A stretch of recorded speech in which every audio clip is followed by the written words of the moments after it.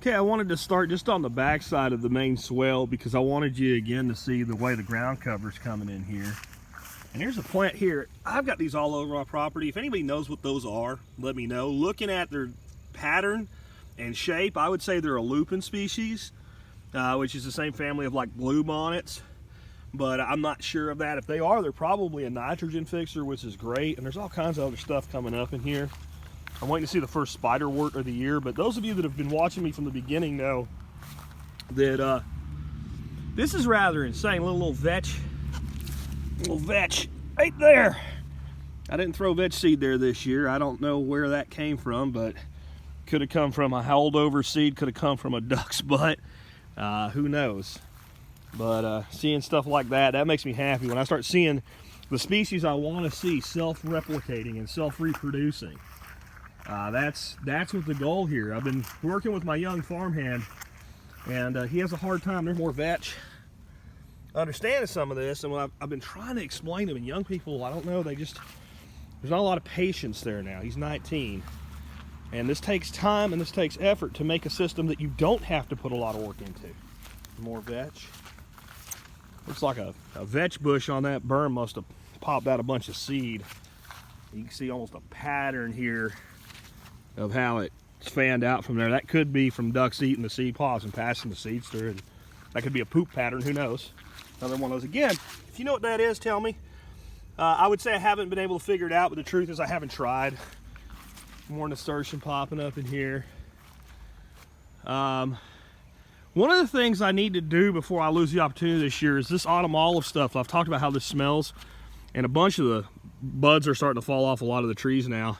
I need to get some of those concrete trays, clean them out nice and dry, and plant them, just set them underneath a bunch of the ones that have a huge flower set. You can see they just drop flowers like crazy.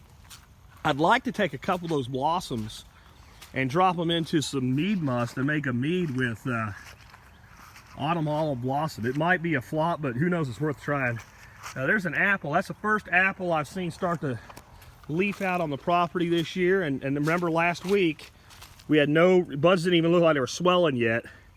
And there's another apple. So the apples are starting to come into leaf out. That's over a week. I really need to do something I used to do and I haven't done forever. I need to get a journal, and I need, when I take these walks, just to note things like when the first, so-and-so, leafed out and stuff, and compare it year to year. I need to put all my fishing information in there too. I used to do the two of those together, and that builds up a history of your biome, and then like when to do certain things and when not to do certain things, when you're probably being tricked by Mom Nature.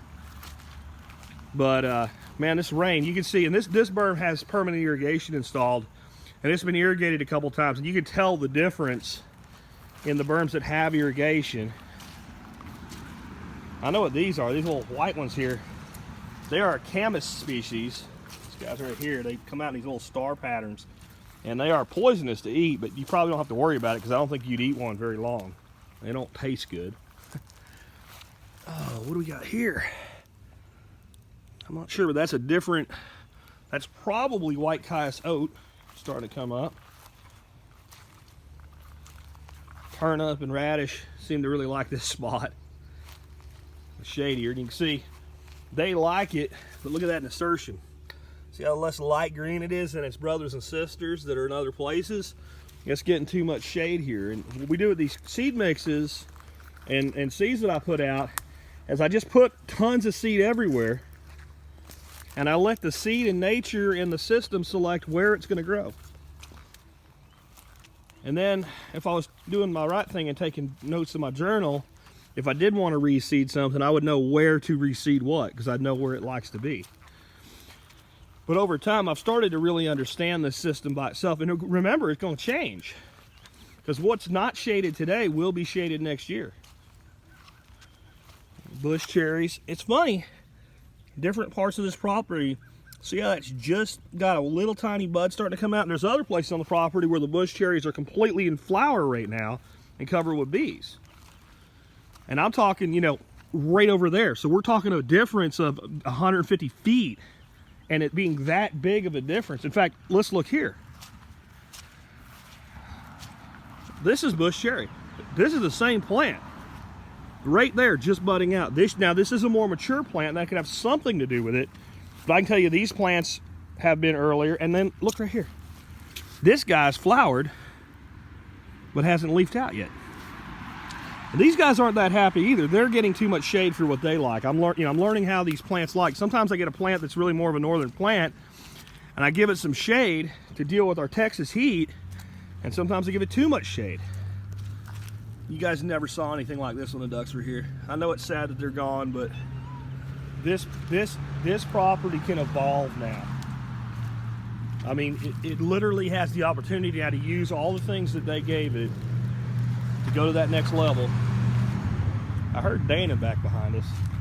She'll probably come out and attack my ankle soon. She wants a can of food. I already gave her one today, but she doesn't believe in rationing.